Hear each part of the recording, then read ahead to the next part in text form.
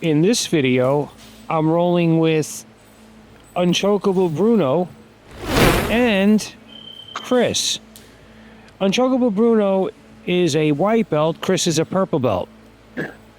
Unchokable Bruno is, I think, 19 years old. He's a big corn-fed 19-year-old white belt. And he goes to the gym quite a bit. He's a big into weightlifting.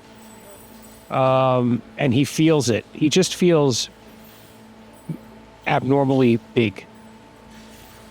So thusly, he's hard to choke. He's hard to submit. I don't know if it's just his strength, but he's very hard to submit. So there I was able to hit him with like a dummy sweep.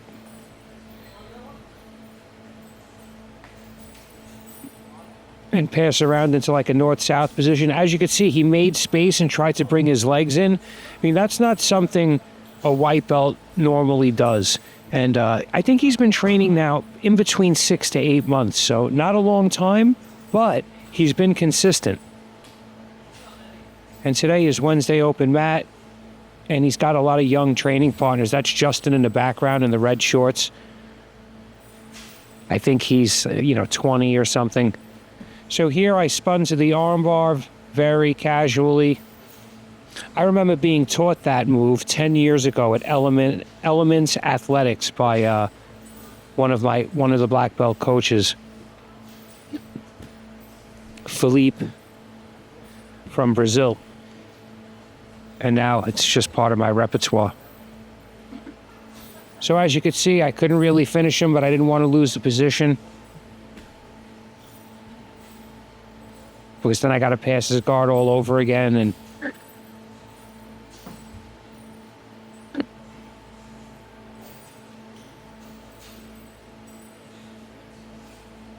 so here he's looking to get like a buggy choke or into that position. He's got good flexibility for his size. So there I stepped over to like knee on belly, and then I went to mount. We're readjusting. So this is what I like to do in mount. Threaten the Americana.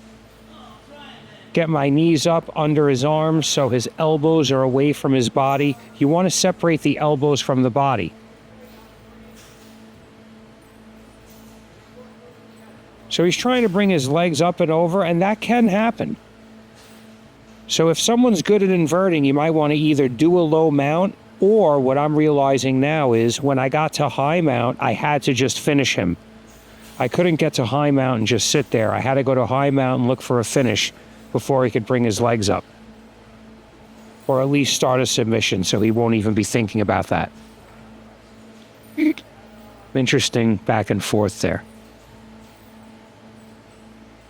So if you find value in my content, you want to help support the channel, you can pick up that rash guard, Jits over 50, or those shorts on the X Marshall link in the description.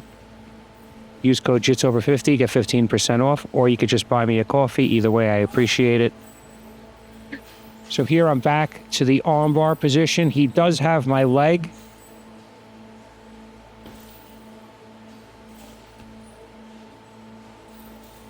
So here I think I was looking probably for something like an Ezekiel.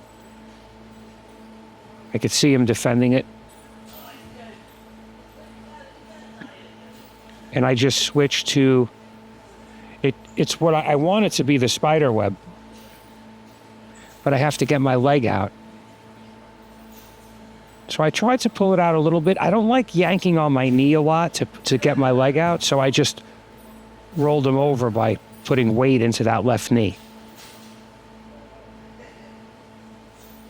So having my foot free would be ideal, but I could still finish from here. So there I freed my foot. I brought my other leg over his face. Again, super strong. Big age difference. I think I'm 3 times as old as he is. Could that be? Almost. And he's heavier than me. So I do want to finish this armbar, but as usual, I don't want to go crazy to finish it. and I wanted to make sure that I could hold the position. Some people rush to finish the submission because they don't feel confident in holding the position. But really, you want to have that position locked down. I used to train with this brown belt from Renzo Gracie. He would just pin me, and he wouldn't finish me. And he's like, all right, you got to get out. And I'm like, I can't get out. The pin was so perfect. He had pinning mastered more than maybe I've ever felt.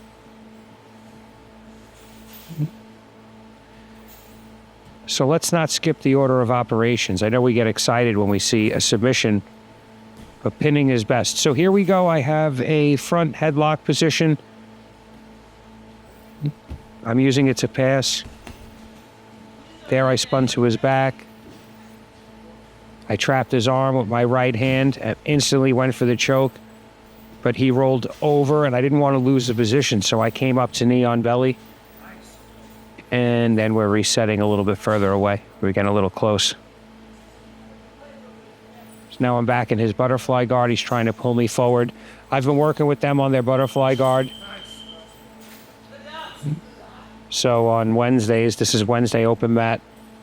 That was a good round, so that was a 6-minute round. And, he did really well. He did really well avoiding my finishes. So, they always say, oh, sometimes you're the hammer, sometimes you're the nail. But I really try not to keep score. I just go and train, and whatever happens, happens. I don't go home thinking, wow, I really lost every roll today.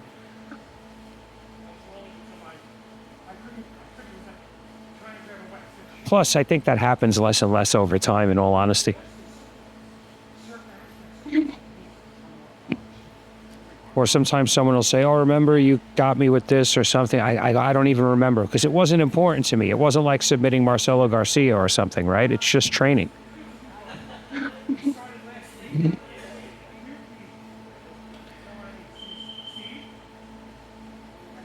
So now I'm going to roll with Chris. Chris is another young, very strong guy. He looks like a wrestler. You would think, I still feel like I don't believe him, but he said he never wrestled, but he just walks like one, talks like one. He's a purple belt, and he's been a purple belt, I think, as long as I've been a brown belt. I got to check on that. So it's been a while. And there I did a quick off balance. So I always, did very well handling him, but the last couple of rolls, he uses this guard pass or a form of this style of passing, and I found it, I don't know if it's that I'm older than him or I don't have the right technique or a little bit of both, but I can't, he's like a little pit bull. So he's really strong for his size. He's not that big. I don't know what he weighs. So as you can see, he's doing a good job. Here, I thought I was going to be able to come up in a sweep, and I realized, wait a minute, I'm getting my guard passed. So now he has to switch from control of my legs to control of my head. Right? So it's not really, to pass the guard, you have to have, get chest to chest. That's what he's looking for. So I'm just pushing away whatever he's giving me. So he starts pushing forward with his arm. I make frames on his head. So here he's like picking up my legs and running around my guard. Again, he feels like a wrestler. I've rolled with wrestlers, and this is what they feel like.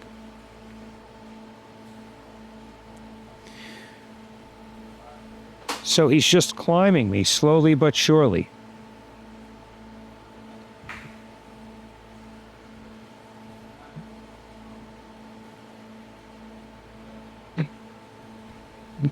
So there he made a little explosion. I don't know if he was in my quarter guard or something, but now he's definitely passed. And it's going to be a tough round for me, dare I say. So here he went to the north-south.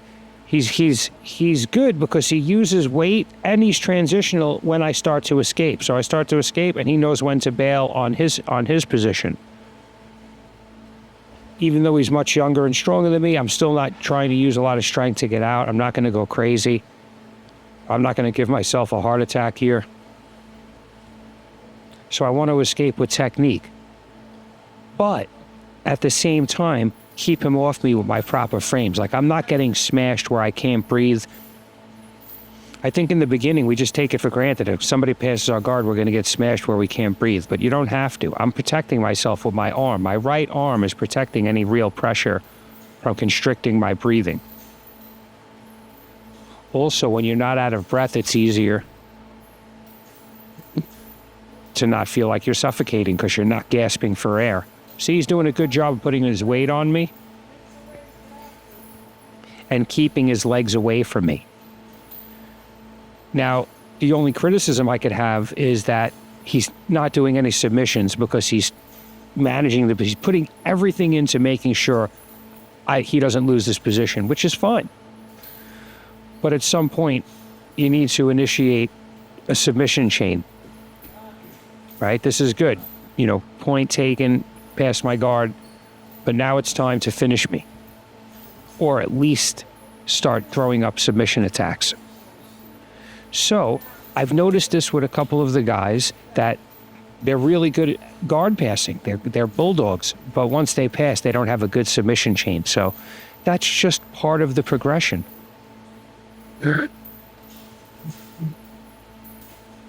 Because now from here, he needs to start thinking about his submission chain. Right? Go for the Americana, go for the step over armbar, go for a choke, go for a paper cutter. Try to take my back, north-south. I mean, there's a lot going on. So see, he tried to go to like knee on belly, but I stay on my side, so it becomes more like ankle on hip, and now it fell into like he just passed to the other side.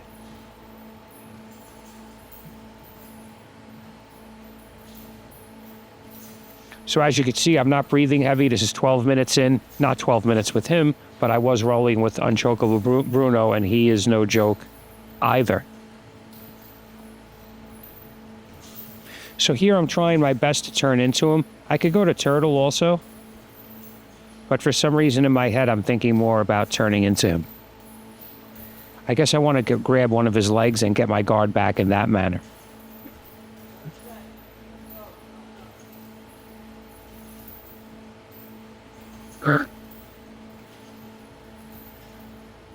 So again, we're just going through the same chain of moves with no submission attempts.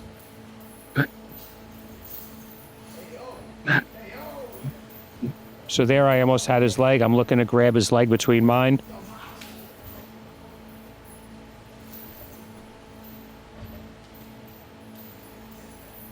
He's in like a weird S-mount there.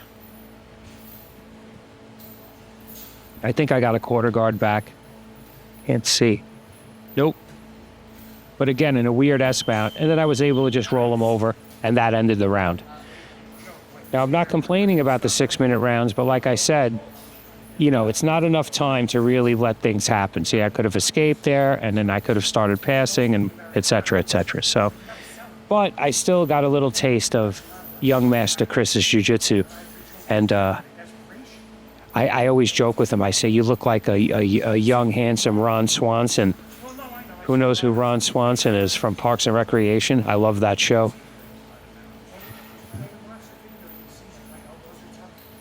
So more to come with Chris.